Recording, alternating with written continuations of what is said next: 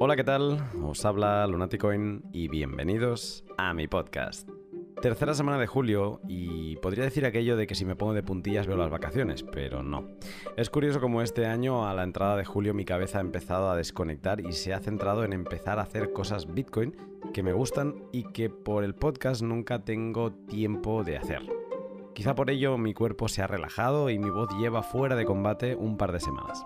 Aun con todo, tengo todavía dos pods en mente con los que me gustaría cerrar esta temporada, que empezaba en septiembre de 2020 en el L75 con Moritz de Spectre Desktop y Do It Yourself. El primero de los dos pods es el de hoy, una gran charla con David Puel, 9 meses después de la que tuvimos a principios de temporada. Con David, gran conocedor y creador de Métricas On-Chain, repasamos todo el rally de precio vivido desde los 10.000 hasta los 64.000, cómo podemos detectar techos y suelos de mercado y cómo saber si estamos en un bull o bear market desde las métricas de cadena. El pod de hoy está patrocinado en primer lugar por Hodl Hodl. Hodl Hodl es una de esas webs que todo bitcoiner debería conocer y utilizar al menos una vez en su vida. Hodl Hodl es una plataforma web en la que se encuentran vendedores y compradores particulares de Bitcoin. ¿Por qué necesitan una web para eso? Pues yo creo que por dos motivos principalmente. Primero y más importante, para encontrarse unos con otros. Hodl Hodl es el sitio perfecto para que cualquier persona publique su oferta y sea visible para otros bitcoiners de todo el mundo. Y después, comprar de un particular es genial porque siguiendo la legalidad vigente nos permite seguir comprando sin KIC.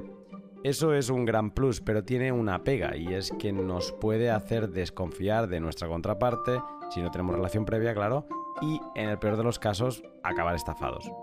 Comprar Bitcoin en Hodl Hodl soluciona ese problema al utilizar las multifirmas de Bitcoin para que los satoshis que has comprado lleguen a tu wallet sí o sí, cuando hayas cumplido, obviamente, la parte de tu trato.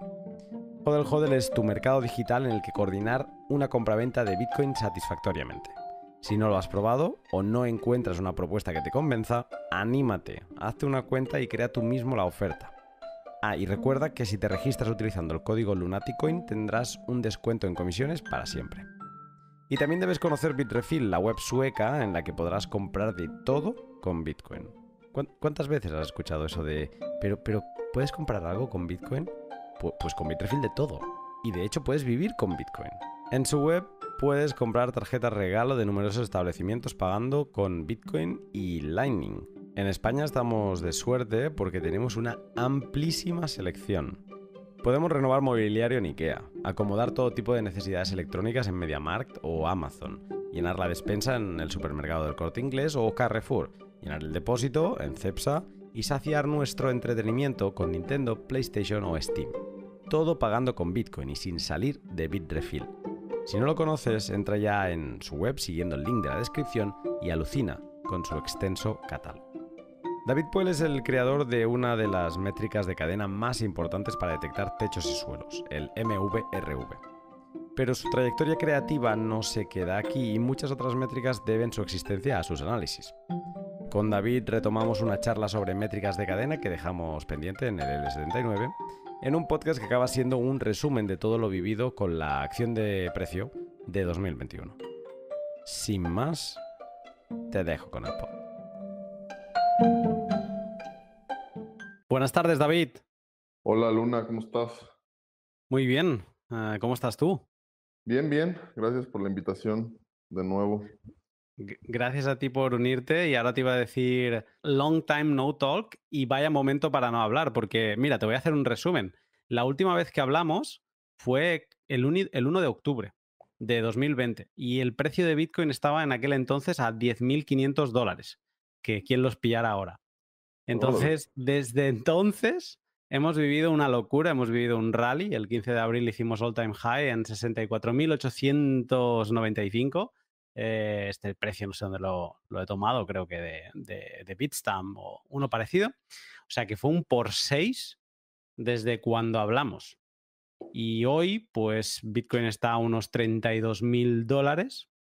Así que hemos bajado a la mitad desde el all time high y estamos a un por 3 todavía desde cuando hablamos, que eso es muy curioso porque depende con quién hables, te dicen, hostia, qué depresión, hemos caído un 50%, pero si lo miras con esta perspectiva de que hablamos el 1 de octubre de 2020 y hemos hecho un por 3 desde entonces, se ve bastante positivo. ¿Cómo has vivido tú todo este movimiento, primero de rally y luego de bajada? Pues un poco como todos. Yo creo que la perspectiva depende mucho de dónde es tu promedio de compra, tu punto de compra. Ujú. Yo creo que los que compraron en 50, 60, pues sí andan un poco, eh, digamos, decepcionados en este momento.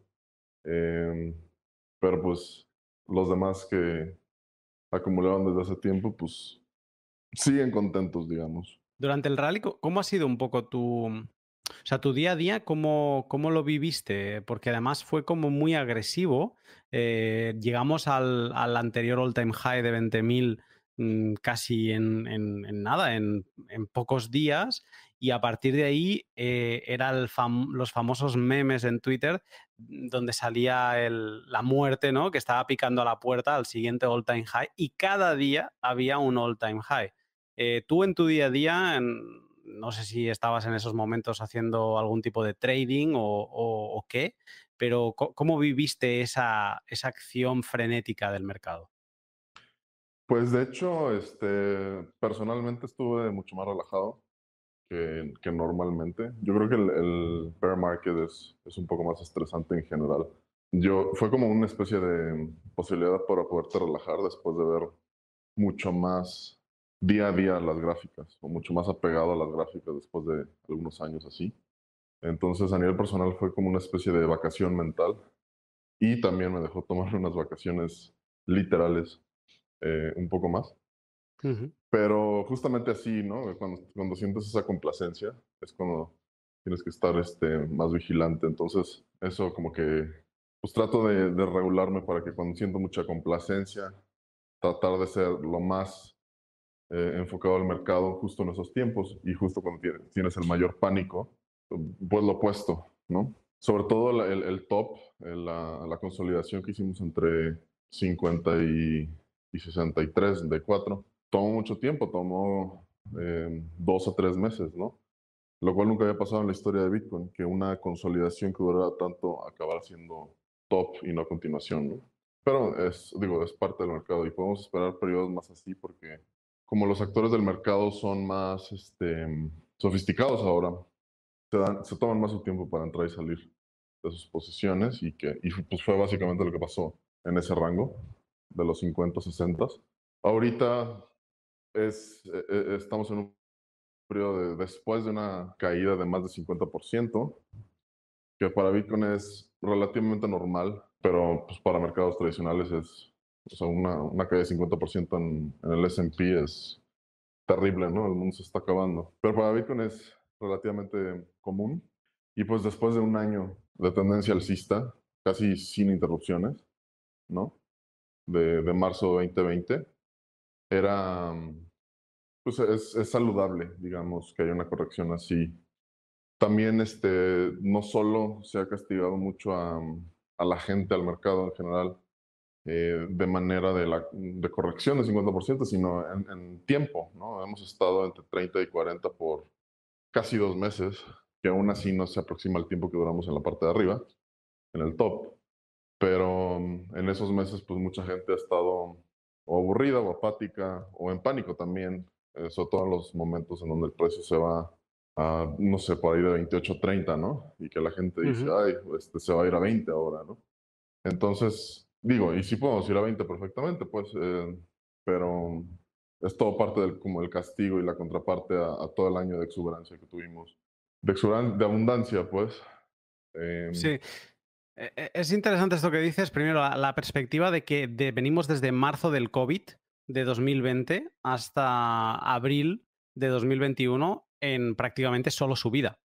Primero una subida tranquila, que también fue un poco acelerada, porque pasamos de los 3.000 a los 6.000 en apenas 2 meses, habíamos hecho un por dos, y luego empezamos a subir, a subir, a subir, y bueno, nos quedamos en los 10.000 una temporadita, y luego el non-stop hasta los 60, eso es interesante. Y has dicho muchas cosas. Hoy vamos a hablar de dos temas en concreto, de lo que has comentado ahora, de esa parte del techo y del suelo también, y luego de bear y bull market.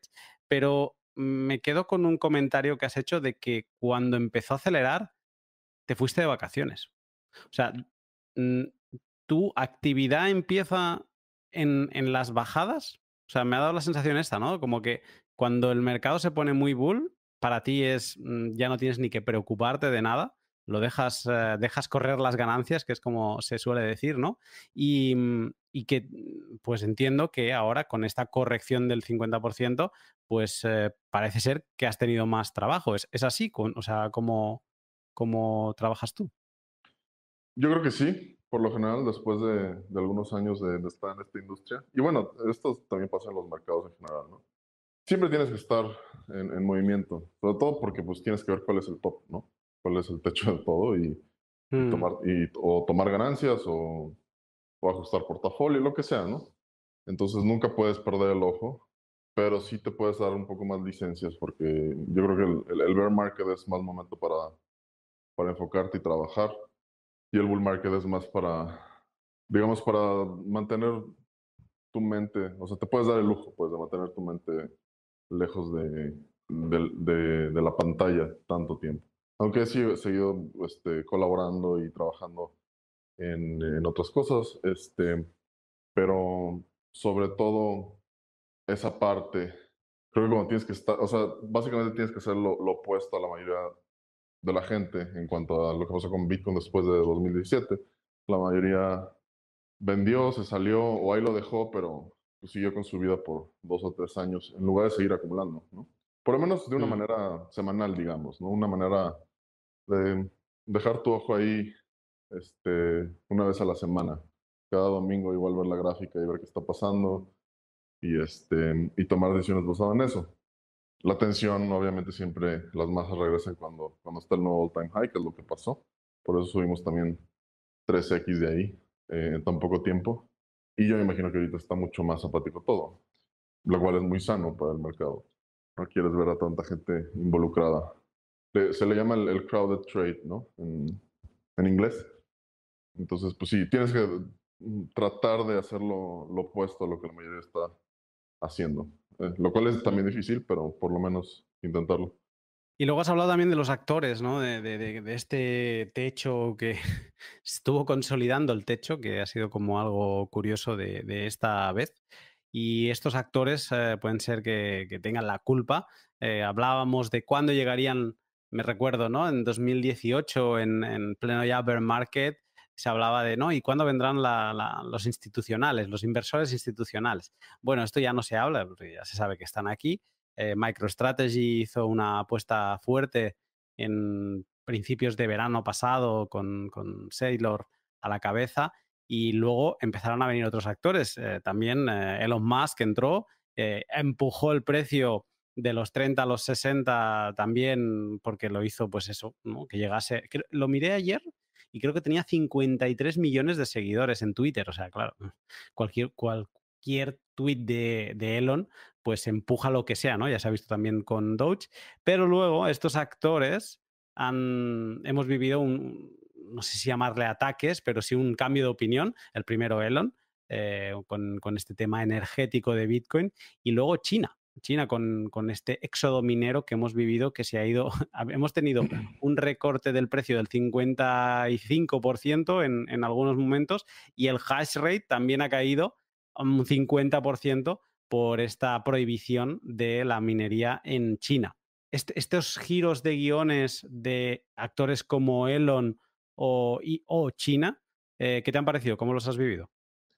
Pues la parte institucional y corporativa de Estados Unidos, ¿no? Toda esa, em, no le llamaría invasión, toda esa, como new breed que vino de corporaciones a la Tesla o MicroStrategy o fondos institucionales a la Paul Tudor Jones y Druckenmiller.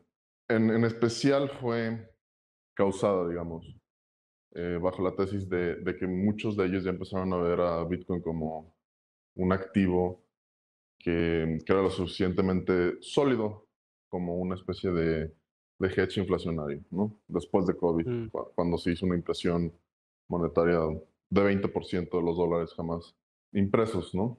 Entonces, eso fue esa fue la narrativa y ya en las últimas etapas, sobre todo después del all-time high de $20,000, es cuando ya entramos a la parte de exuberancia, ¿no? Entonces, también tienes que ver cómo mucha de esta gente piensa, que piensan como, no como traders ni como holders tampoco.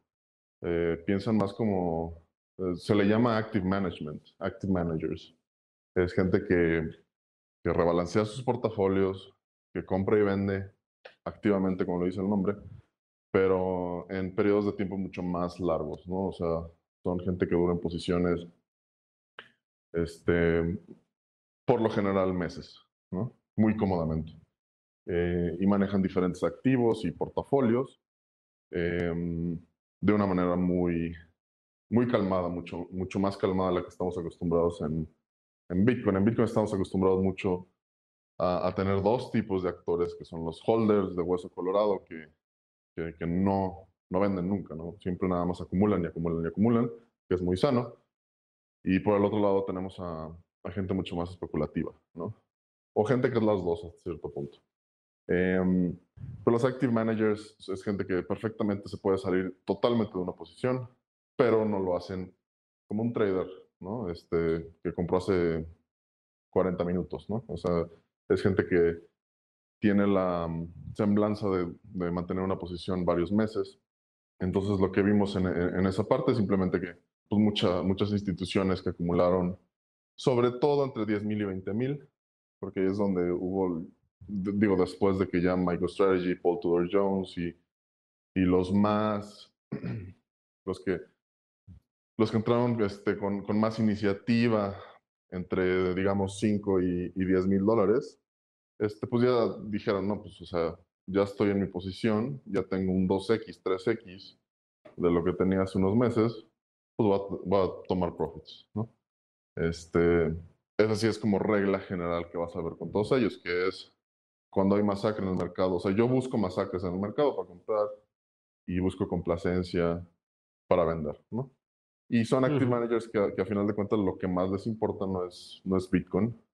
Tal vez alguno que otro sí, pero en la mayor parte les importa pues su performance, sus retornos, su portafolio, su riesgo potencial. Entonces, pues sí, siempre están acostumbrados a tomar profits de manera muy diligente.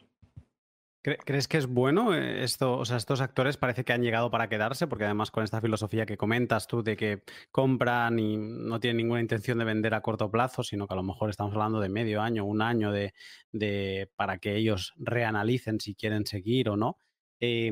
O sea, estos actores, parece que este tercer actor, teníamos los holders, teníamos los traders y ahora tenemos los active managers.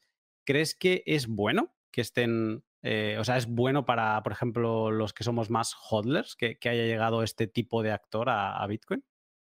Bueno, pues como dice Thomas Sowell, no hay soluciones, solo trade-offs. O sea, eso para todo. Pero a final de cuentas yo creo que sí es como un net, net profit, un net win para la industria. En primera porque es nuevo dinero, ¿no? Es new money. Y todo activo para seguir creciendo necesita nuevo dinero. O dinero exógeno al activo, entrando Y al parece activo. que es gran dinero, además. Sí, sí, claro, son billones de dólares hasta ahorita. Bueno, ya trillones se podría decir, pero digo, del ángulo institucional creo que todavía andamos en los billones. Em, em, y es net win. Y también yo creo que como actores de mercado son necesarios. Y lo mismo pasa en el mercado de acciones y otros activos. Los active managers son una parte esencial de ese mercado, así como los que hacen arbitraje, los market makers, retail también tiene su papel, todo tiene su parte importante. Y en active managers, yo diría que la labor más importante es gente que se enfoca mucho en research fundamentalista, que trata de detectar valor o activos subvalorados por el mercado en general y de esa manera pueden, no sé, encontrar apuestas asimétricas que nadie más ve. Aquí lo importante es que como ellos sí toman profits en el top, porque generalmente lo causan, es gente que tiene la liquidez y el cash para comprar en los bottoms, y es lo que tú quieres. Al final de cuentas, los active managers no es tanto, su labor es encontrar valor en el mercado, valor con precio más bajo del que debería, pero también es proveer liquidez al mercado en esos momentos de colapso, como una corrección de 50%. Entonces es un papel importantísimo en cualquier mercado y yo creo que es un net win para la industria. Perfecto. Bueno, al final te haré alguna pregunta más sobre esta parte que es muy interesante y me encanta tu visión de estos diferentes actores, cuál es su influencia en Bitcoin.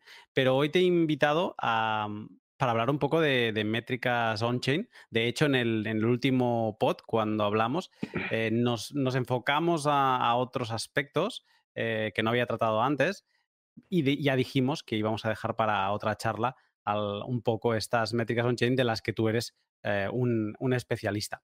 Hace no mucho hablé con Juan Rodríguez, conocido también por su canal de Papá Bitcoin en YouTube, y con él tratamos un poco de on-chain metrics, pero no sé si podrías, así, a modo muy resumen para el astronauta que aterriza y dice, ¿esto de on-chain metrics qué narices es?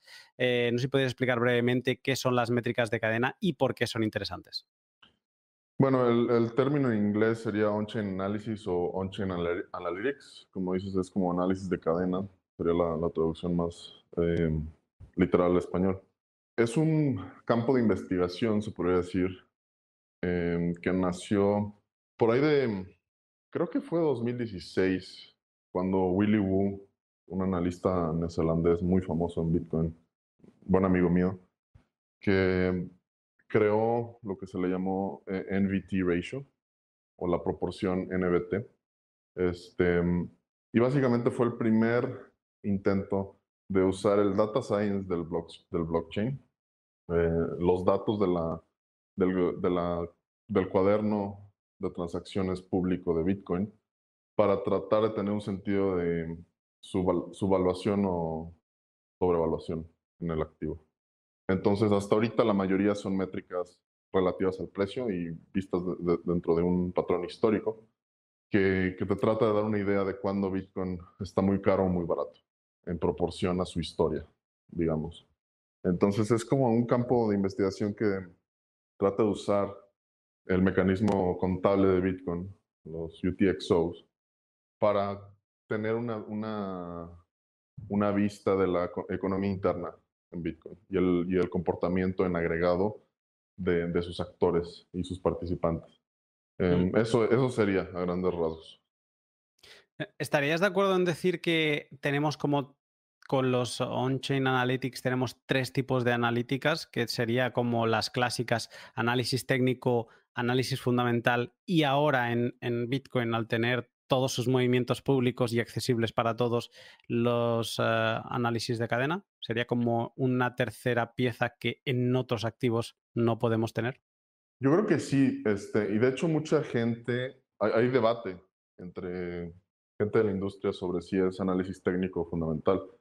Técnico en el sentido de que las métricas tienden a ser muy relativas al precio y a comparar o sea, la historia de la métrica en cuestión con su propio pasado, con su historia, lo cual es muy de análisis técnico. Y también análisis fundamental en el sentido de que técnicamente análisis fundamental cubre todo lo que no deriva de precio, volumen en el exchange y tiempo. Si usas algún dato más que eso, ya se vuelve análisis fundamental de alguna manera. Y también pues estás como Bitcoin, aunque puedes tener una perspectiva macroeconómica sobre el activo, y más ahora que está penetrando a nivel global y que ya se vuelve un activo mucho más maduro. También tienes que informarte sobre lo que está pasando en la economía interna de Bitcoin, que se podría decir es un análisis fundamental, ¿no? Entonces, por ahora yo digo que está bien llamarlo como un tercer ramo, porque es totalmente nuevo.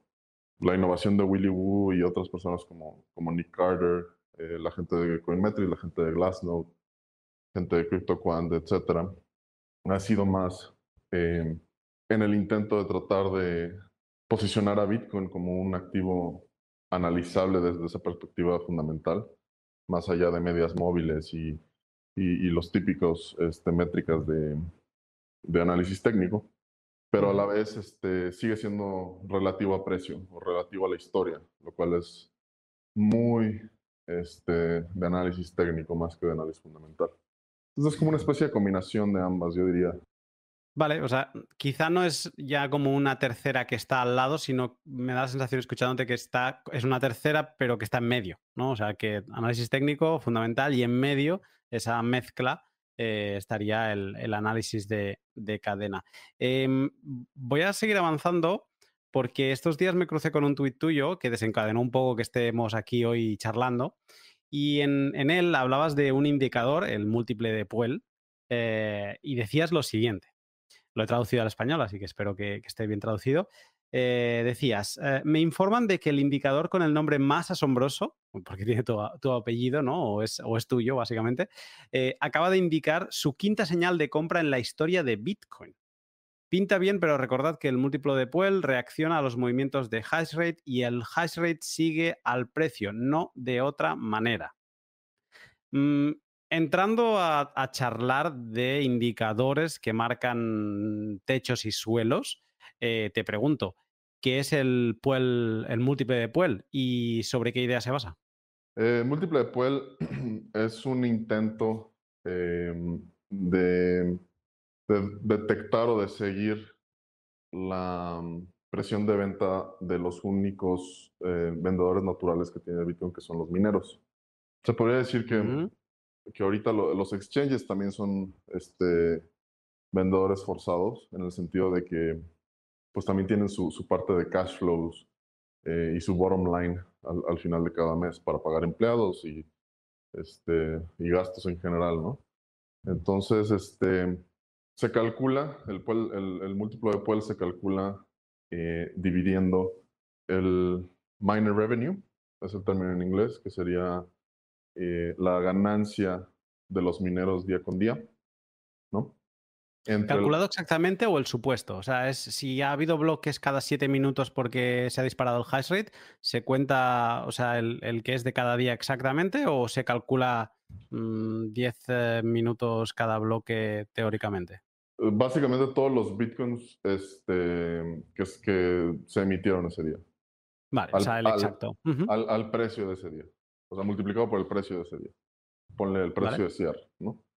Ese es tu numerador y tu denominador sería la media móvil de 365 días La de anual. la anual de ese mismo miner revenue, de esas ganancias mineras. Lo, fue hecho después de varias iteraciones en Excel, básicamente, así emergió un viernes en la noche que lo tuiteé. Básicamente lo que me di cuenta es que muy diligentemente daba una idea muy buena de cuando Bitcoin estaba en el bottom o Bitcoin estaba en el top, sobre todo los bottoms, porque como no está ajustado por volatilidad, luego los tops son más difíciles de detectar, pero los bottoms en general funciona muy bien para, para explorar esas potenciales señales de compra. Y técnicamente, aunque todavía puede bajar más, porque digo, luego los indicadores que están sobrevendidos se pueden ir a más sobrevendidos aún, dio la quinta o inició pues el ciclo, la quinta época de compra en su historia. Ahora, esto viene con sus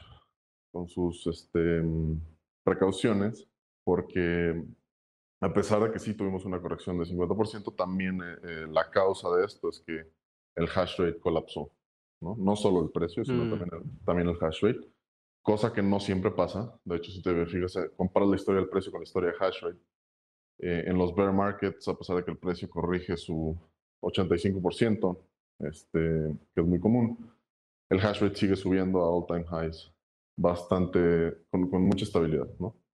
El hash rate, de hecho, la correlación de precio y hash rate sube en los bull markets y baja, colapsa completamente en los bear markets, ¿no? Entonces aquí sí tuvimos el colapso de los dos, lo cual hizo que el múltiplo de Puel también bajara mucho a una nueva señal de compra. O sea, es una especie de cisne negro para el múltiple de Puel. Hasta cierto punto sí. Sí, se podría decir que sí. O no, bueno, no tanto cisne negro, porque sería un cisne gris, en el sentido de que un cisne negro no lo esperas nunca. O sea, no se Mm, puede predecir. Pero un cisne gris sí. O sea, como que lo ves venir, pero aún así es un evento masivo con muchas consecuencias, ¿no? Es como a la mitad de.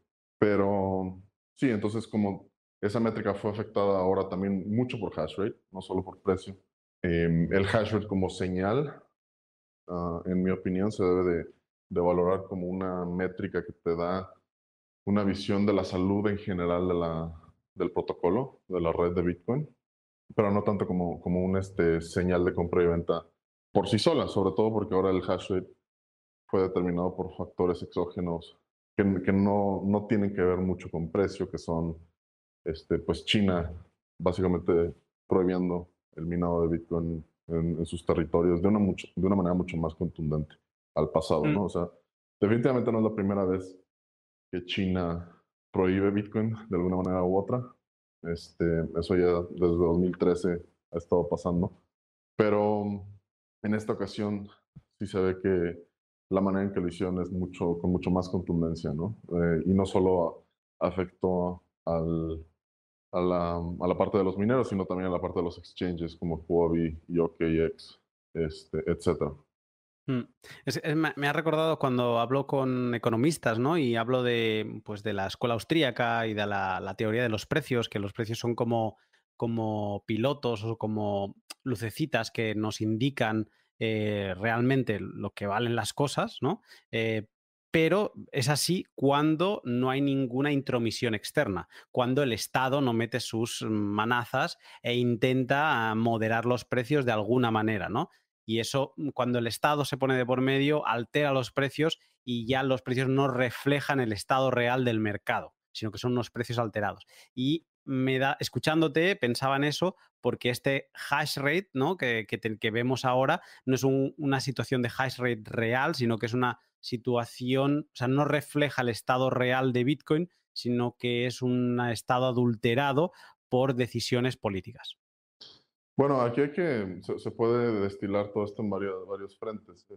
En términos de hash rate, pues sí, pero hash rate siempre ha estado expuesto a decisiones gubernamentales, eh, porque es como toda labor de, empresarial, digamos, de bottom line y de cash flows.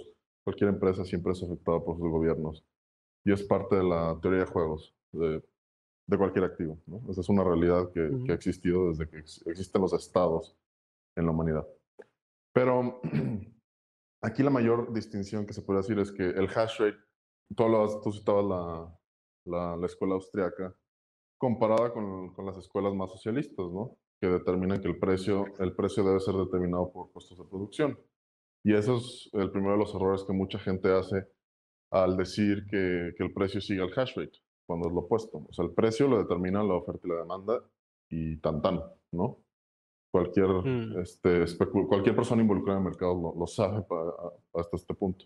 Y sí, el Estado afecta esas dos fuerzas en diferentes medidas y en diferentes periodos. Todo gobierno, no solo China. Claramente Estados Unidos, España, cualquiera, ¿no? El hash rate es que sí está muy interconectado con los precios de producción. Tiene que ver con la oferta y demanda de Bitcoin, sí. Es decir, Bitcoin hasta cierto punto tiene que estar por encima de sus precios de producción, que es como el threshold en donde los mineros más eficientes siguen siendo solventes para mantener su seguridad. Pero aún así, históricamente, creo que lo publiqué en el artículo de ARK, en colaboración con ARK Invest. eh, Bitcoin, o sea, el hash rate se ha multiplicado órdenes de magnitud más que el precio desde la incepción de Bitcoin. Es decir, que en términos de seguridad, haz de cuenta que si solo valoraras a Bitcoin como, solo compraras o vendieras Bitcoin determinado por el nivel de seguridad que tiene, Bitcoin siempre ha estado subvalorado, porque el hash rate se ha incrementado en órdenes de magnitud al precio, lo cual es muy sano.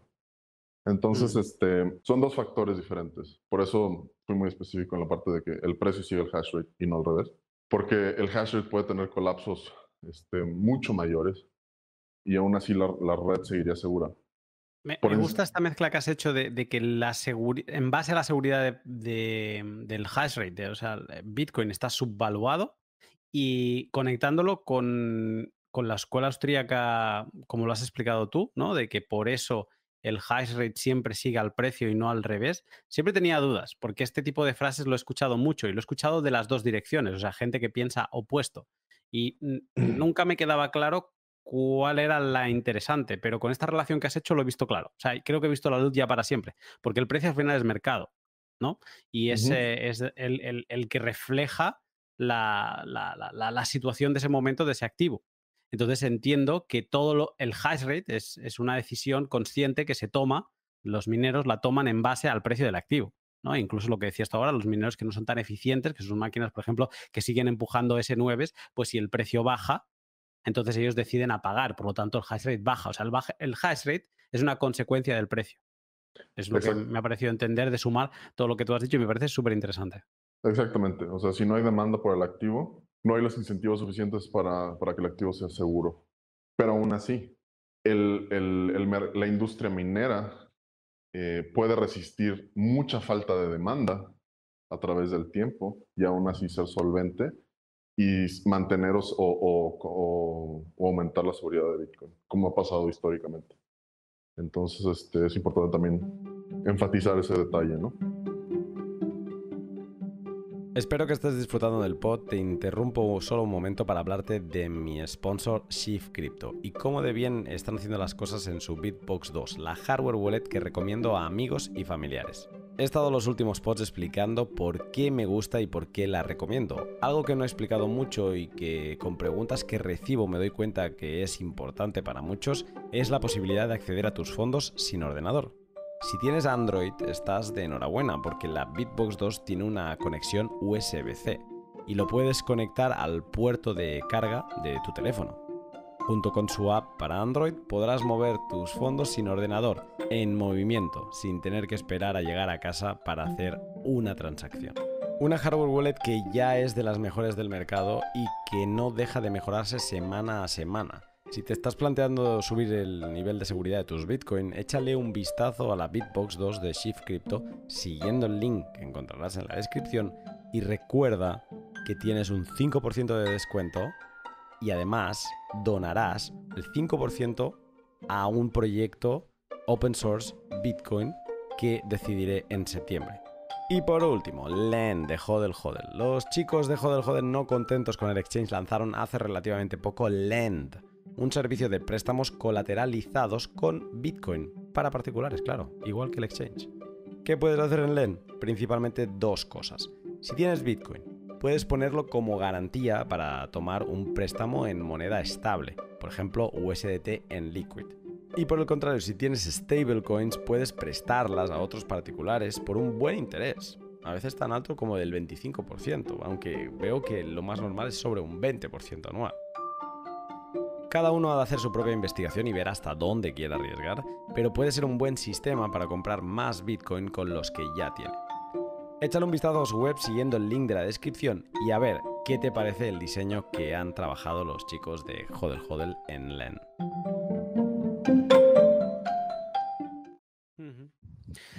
Pues tirando del hilo del múltiple de Puel, te quería preguntar sobre techos y suelos de mercado.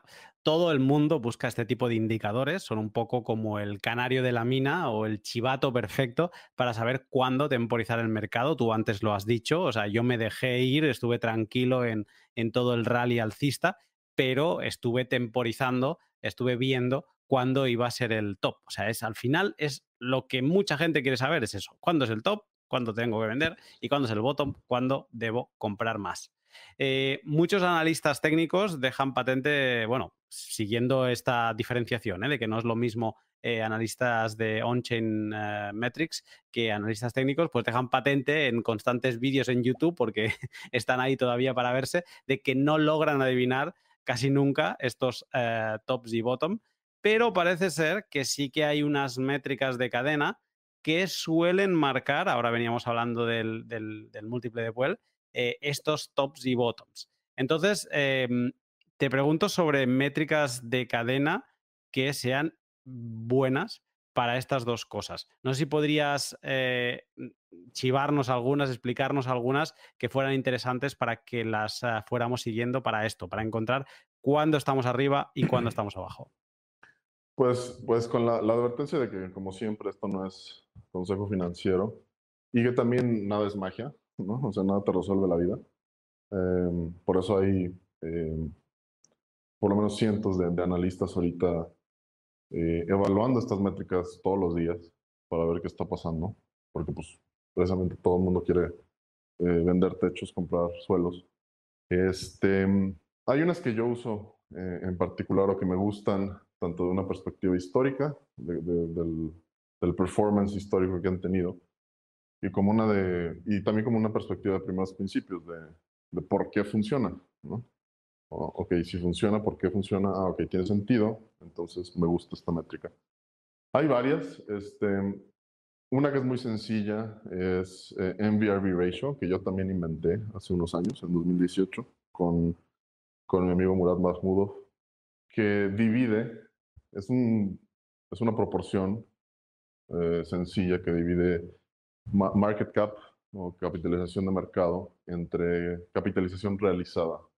La capitalización realizada es una métrica inventada por Nick Carter y Antoine Le Calvé de Coinmetrics, que vámonos otra vez a capitalización de mercado, ¿no? La capitalización de mercado, ¿qué es? Es una multiplicación, es una constante que multiplica el precio por el número de bitcoins en circulación. El precio de la última venta.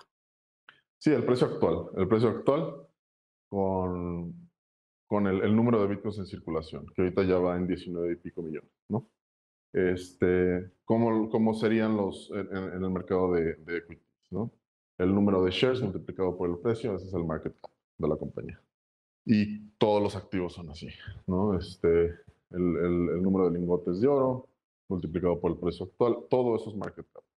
Lo que hace capitalización realizada y que solo puede funcionar en algo como Bitcoin es multiplicas el precio, pero en lugar de multiplicar el precio por todos los bitcoins actuales, o sea, de multiplicar el precio del presente, el precio actual, por todos los bitcoins actuales, multiplicas todos los bitcoins en circulación y los multiplicas no por el precio actual, sino por el precio en la última vez que se movieron en el blockchain. Es decir, un bitcoin que ahorita el bitcoin que yo ahorita al precio de hoy lo estoy multiplicando por $32,000. Si ese bitcoin se movió en octubre, cuando tuvimos el último podcast, tú y yo, ¿no? Entonces, en el agregado, yo no lo voy a multiplicar por $32,000, lo voy a multiplicar por $10,000. Y así todos los bitcoins en circulación. Entonces, esto genera una especie de media móvil que, si te fijas y la analizas desde primeros principios, es el promedio de compra en donde todos los participantes del mercado de Bitcoin compraron sus Bitcoin. Entonces, históricamente es una línea. Market cap pues, es un precio así loco, ¿no? O sea, la gráfica de market cap, como para dar una perspectiva visual a tu audiencia, pues es el precio como lo conocemos, arriba y para abajo, volátil, todo eso, pero capitalización realizada es una línea muy estable que en los bull markets tiende a subir de una manera también estable, aunque haya correcciones, y en los bear markets se tiende a hacer toda plana, se aplana totalmente durante el bear market. Y generalmente, cuando llegamos al bottom, al suelo del mercado en el bear market, como $3,000 o $5,000, este último ciclo bajista que tuvimos, market cap se va por debajo de capitalización realizada. ¿Esto qué quiere decir? Que el mercado en agregado está en pérdida. O sea que la mayoría de la gente que compró Bitcoin en la historia de Bitcoin está en números rojos.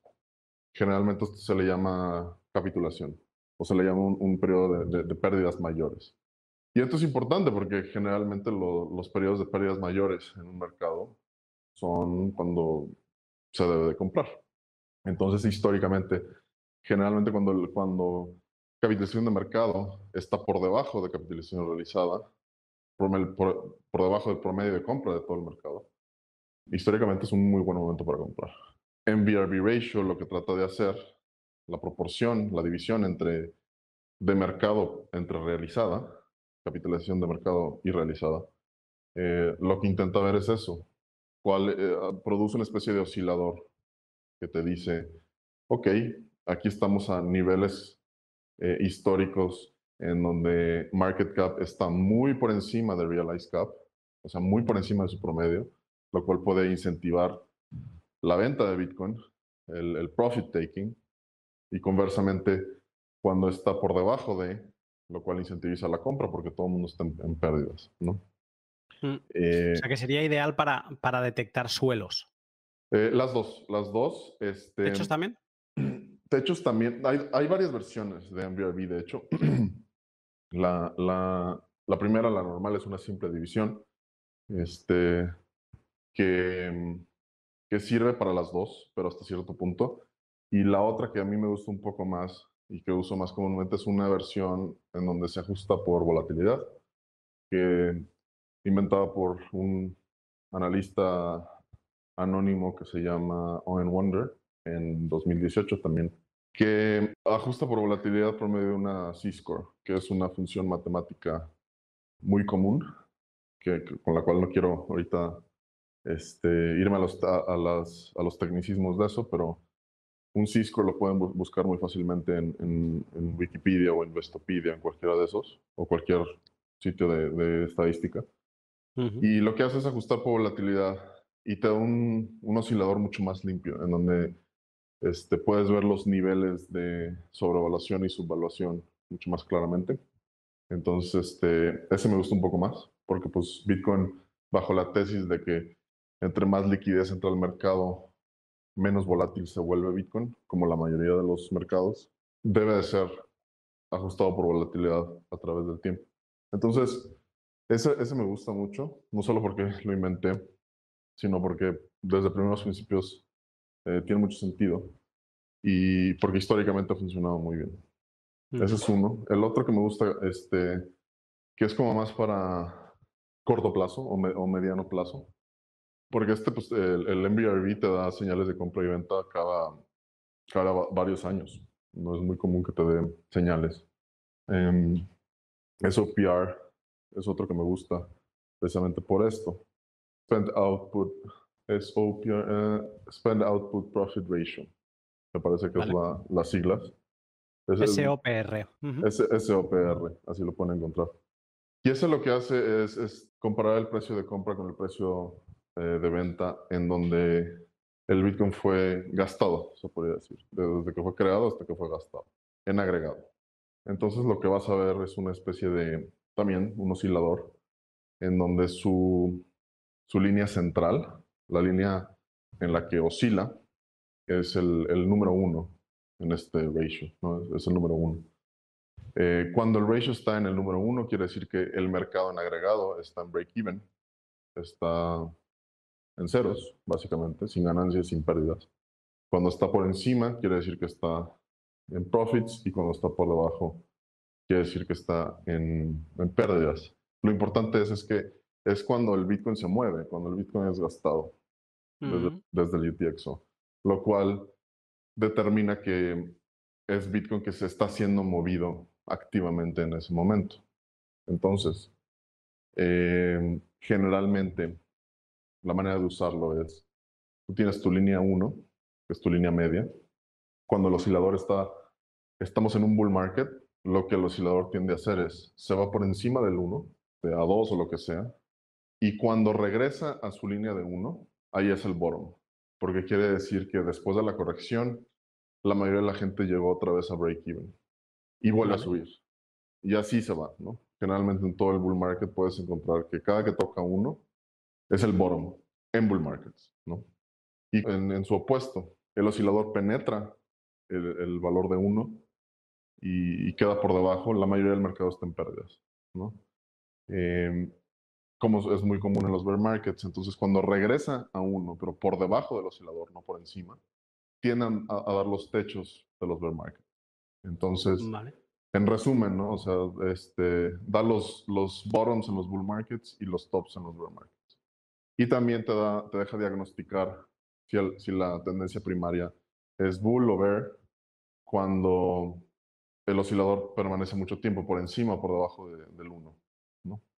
Entonces, Ujú. estos son como dos ejemplos, uno que es como más a largo plazo y otro que es a más mediano plazo, de métricas que exploran eso, pero más allá de eso puedes segregar y diseccionar el mercado de Bitcoin de maneras, yo creo que la mayoría del público ahorita no sabe. Entonces, por ejemplo, puedes segregar actividades entre mineros y casas de bolsa y exchanges, entre holders y especuladores a corto plazo, entre carteras o direcciones eh, con mucho Bitcoin, 1000 Bitcoins, y carteras de menos de 10 Bitcoins o menos de un Bitcoin, y comparar. Puedes hacer todo ese tipo de cosas con On-Chain Analytics. Las métricas ahorita ya llegan a docenas, son docenas de métricas. Unas que sí son ruido, literal son ruido. Otras que no sirven precisamente para dar techos y suelos, que es lo que la mayoría de la gente le preocupa, sino para dar más un contexto de la seguridad y la salud de la red, entre otras cosas, ¿no? Entonces, muchas de estas métricas, por darte unos ejemplos, son, ok, el outflow de los mineros, es decir, desde la transacción Coinbase que reciben los mineros, en ese día, ¿cuántos de esas UTXO se movieron al mercado abierto, ¿no? Para venta, porque los mineros es lo que hacen, venden, son los vendedores naturales del mercado. Otro ejemplo es qué tantos bitcoins entran a los exchanges en general. O sea, si aplicas primeros principios, lo más probable es que esas monedas están entrando de cold storage y los están mandando al exchange para venta. Entonces, generalmente cuando hay mucho inflow en exchanges es bearish. También cuando hay mucho outflow de mineros es bearish porque pues, hay más presión de venta en el mercado, etcétera, etcétera, ¿no? La mayoría de la gente, las páginas que te puedo recomendar son varias, Coinmetrics, Glassnode, CryptoQuant, Whale entre otras. Y todas son ya de equipos de especialistas, muchos con PhDs, trabajando en todas partes del mundo, haciendo análisis, arqueología de los datos de la libreta contable de Bitcoin, con análisis estadísticos un poco más sofisticados. La mayoría de estas métricas, algunas son gratis, pero ya las más especializadas ya las tienes que comprar y pagar en alguno de estos lugares, ¿no? Antes del pod revisaba Glassnode y hay la versión gratuita. Ellos dividen las métricas en 3 tipos de tiers, de niveles, y las de tier 1 las puedes ver up to date, o sea, las ves al momento cómo están, pero si vas a tier 2 o tier 3 ya las ves con un año de retraso. O sea, obviamente no te sirven para nada, solo para ver qué tal han funcionado esas métricas en el pasado, ¿no? Pero no puedes ver en Exacto. este momento en qué estado estamos. Y para que la gente se haga una idea, creo que la de Glassnode anual, para poder ver las métricas de Tier 2, creo que eran $360 al año, o sea, pagados de una vez. Y ahora no me acuerdo, lo he mirado, pero no me acuerdo cuál era el Tier 3, pero era una barbaridad. Era mucho dinero para el público normal, digamos, Sí, ¿no? para el público retail son caros estos servicios. Creo que los precios de estas compañías tienen rangos de entre 500 y $5,000 al año. No, entre $500 500 y $5,000 al mes, no al año, al mes. Claro, ahora acabo de encontrar el profesional, o sea, el que te permite hacer lo que quieras en Glassnode y las métricas de Tier 3 actualizadas, son $800 al mes. Sí, sí, sí, sí, son caras porque pues es información útil, digamos, y también requiere mucho trabajo. Entonces, pero también sí tiene sus versiones gratuitas y muchas de las métricas que ya mencioné, como SOPR y MBRV, están gratuitas, por lo menos en Glassnode, creo que también en CryptoQuant y en Coinmetrics y en otros. O sea, esas sí están así como, pues son como la probadita para la mayoría de la gente y también son como las métricas de más fácil acceso y de menor costo y que la mayoría de la gente, no sé, da gratis a la comunidad, ¿no? Entonces, si hay acceso a unas, en especial a la gente que no es muy especializada en esto, que no se clava en este tema como uno, es mejor. Entonces, yo creo que sí es proporcional a tu nivel de interés, ¿no? O sea, si de verdad te interesan estas métricas, pues igual sí pagas por ellas. Creo que aún así está, el campo es bastante, con una barrera de acceso bastante baja, dadas las circunstancias. En especial cuando lo comparas con los data service providers de Wall Street, ¿no? Que una estación Bloomberg Mm, te anda saliendo en $25,000 y así. O sea, es mucho más barato esto. mm. Hablabas ahora de SOPR como que también es un buen indicador para conocer cuando estamos en bear y cuando estamos en bull market. Es una de las dudas y una de las preguntas que te quería hacer, más allá de techos y suelos, es esto, ¿no? A veces hay gente que dice, bueno, hay gente que he escuchado ahora mismo que se siente en bear market por esta corrección del 50% y su estado anímico es de bear market. Pero sí que es verdad que ves de golpe en Twitter que alguien dice, oye, ya hemos entrado en bear market, ya estamos en un bear market, ahora ya estamos en un bull market, y era una de las dudas. Aparte de eso, OPR, ¿hay alguna otra métrica que tú creas que es la destacada para saber cuándo estamos en un bull market y cuándo estamos en un bear market? Pues yo ahí me iba con una tesis mucho más simple que no involucra on-chain. Ujú. Este, Porque luego es difícil, ¿no? De determinar bull bear market. Por ejemplo, ¿cómo determinas lo que pasó en todo 2019? ¿Fue bull market o bear market? ¿No? Cuando el precio fue de 3,000 a 14,000 y de regreso a 5,000. Mm. O sea, es difícil. O sea, eso era bull market y luego un mini bull market y luego un mini bear market, podría ser. Y luego ya un bull market bien, como el que nos gusta. Entonces, la señal que por lo menos yo estoy esperando para hacer mi diagnóstico es, si esto se va a 20, yo creo que es un soporte muy sólido y es probable que esa zona aguante, a menos que haya como un cisne negro que no estoy pronosticando. Y creo que ya es algo muy sólido.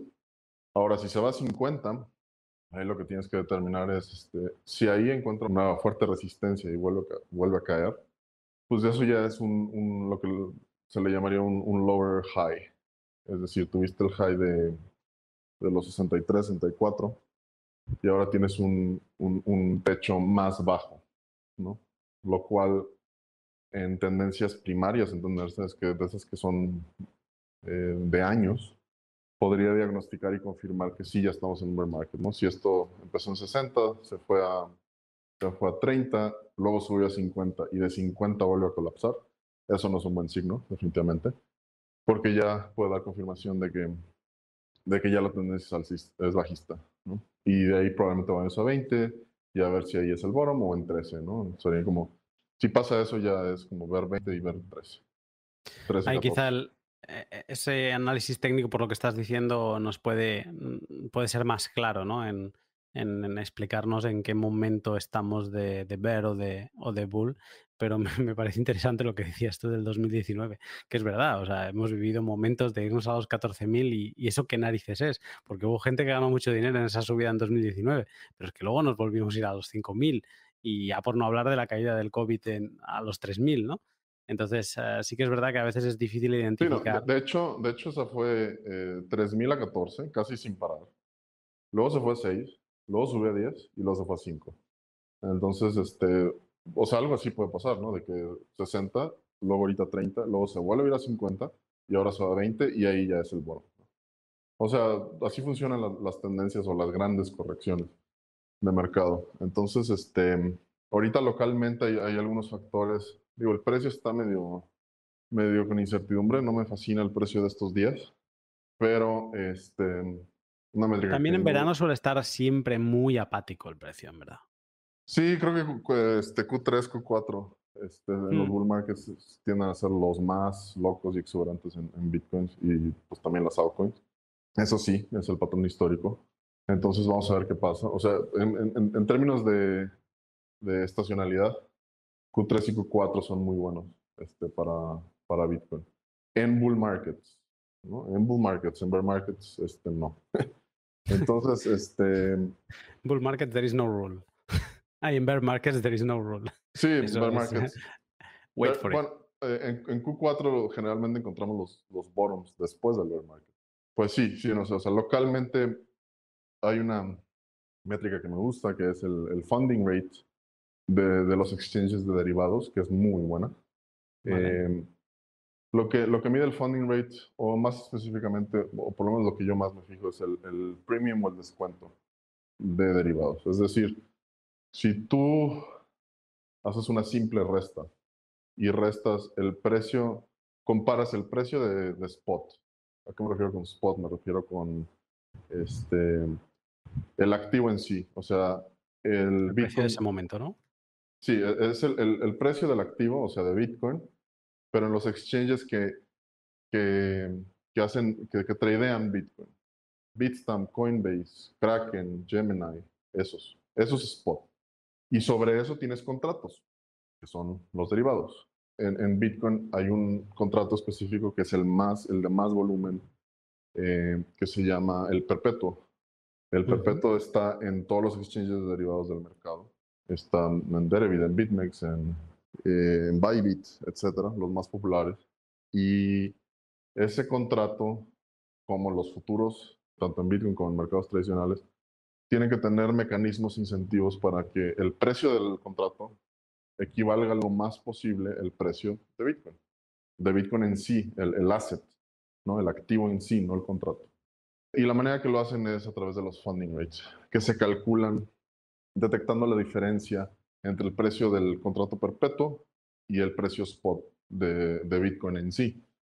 Vale. Generalmente cuando el precio del perpetuo está por debajo del precio del activo, del spot de Bitcoin, es bullish. Y generalmente cuando el derivado está por encima del precio spot, es bearish. ¿Por qué? La explicación más simple es, si hay más demanda por Bitcoin en sí que por sus contratos y derivados, es bueno, es bullish. Y cuando hay más demanda por el contrato en sí, es bearish, ¿no? Entonces, bajo esos primeros principios, es muy buen indicador, leading indicator, no lagging, que ha permanecido bullish por los últimos 2 meses, desde que colapsamos desde los 50, bueno, desde los 60 a los 30. Entonces, se ha mantenido así sin parar desde entonces, lo cual es muy saludable, por lo Lo cual cual indicaría que seguimos en un bull market. sí, o por lo menos que va a haber un dead cat bounce a 50, una cosa así, 47, 50, no sé, 48 por ahí. Pero pues te digo, o sea, tú sí, quién sabe.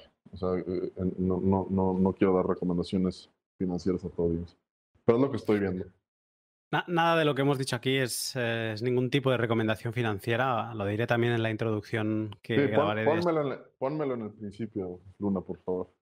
En el principio aparecerá, pero sí que otra de las cosas, el sueño húmedo de todo holder es que 2021 se convierta en otro 2013, donde vimos un all-time high, una capitulación creo que no sé si fue del 50 o del 70% también, y una all-time high que superó por 5 veces al mismo all-time high que hubo ya ese año, ¿no? O sea, ese es como el sueño húmedo. Todo el mundo espera que 2021 sea otro 2013, pero Sí no hay, sé, o sea, no sé. desde una perspectiva técnica, sí hay probabilidad de que eso pase. Hay desde varias métricas y así se ven patrones similares, pero detrás no. Entonces, lo más probable es que si todo el mundo espera algo, eso algo no va a pasar y va a pasar algo diferente, o por lo menos con algunas diferencias. Entonces, pues tienes que estar preparado para todo, ¿no? Mm. Yo creo que sería muy mala leche que con los pocos halvings que hemos tenido, que dos repitieran patrón. O sea, que sería como incluso aburrido que 2013 y 2021 se repitiesen y 2017 hubiera sido un poco diferente al final. Entonces yo creo que sí, que quizá la sorpresa de este ciclo ha sido que ha venido muy temprano, que todo el mundo quizá lo esperaba a finales de año, o no, o quizá me equivoco porque al final de esto nadie puede tener idea y acabemos viendo otro modelo 2013 con un final de año de locura alcista que nos lleve a cotas inimaginables. David, creo que hemos comentado los principales puntos bastante bien. Yo me quedo con estos indicadores, los conocía de antes, pero sí que es verdad que no les había prestado mucha atención y ahora me da mucha curiosidad saber cómo están. Y de hecho, en la versión que publicaré en YouTube iré poniendo estos indicadores en pantalla para que la gente lo pueda escuchar. Y solo tengo una última pregunta antes de cerrar, y es que al principio hablábamos de los actores institucionales que habían entrado. Yo he obviado uno, que es como el elephant in the room, que es El Salvador.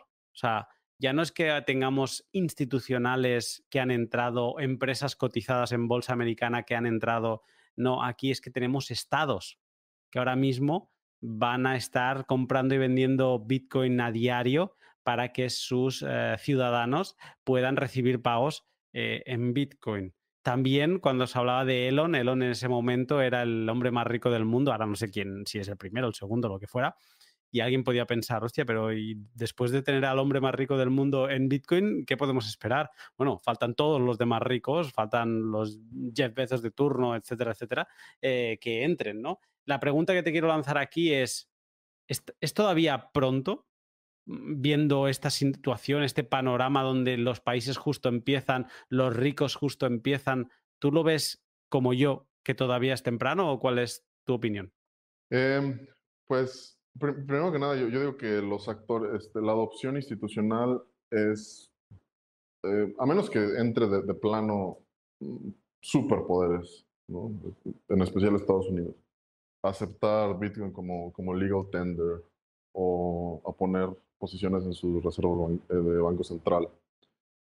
Cosa que no va a pasar en el futuro cercano. Eso sí, este año no. Es imposible que eso pase, en mi perspectiva.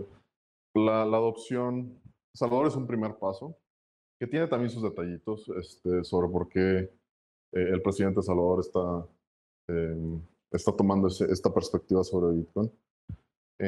Mucho de eso es, pues, literal para darle el dedo a Estados Unidos, ¿no? Al dólar en general. Y para posicionarse bajo una, no sé, o sea, imagínate muchos de, de latinoamericanos tienen esa perspectiva de que sí, no nos gusta Estados Unidos, bla, bla, bla.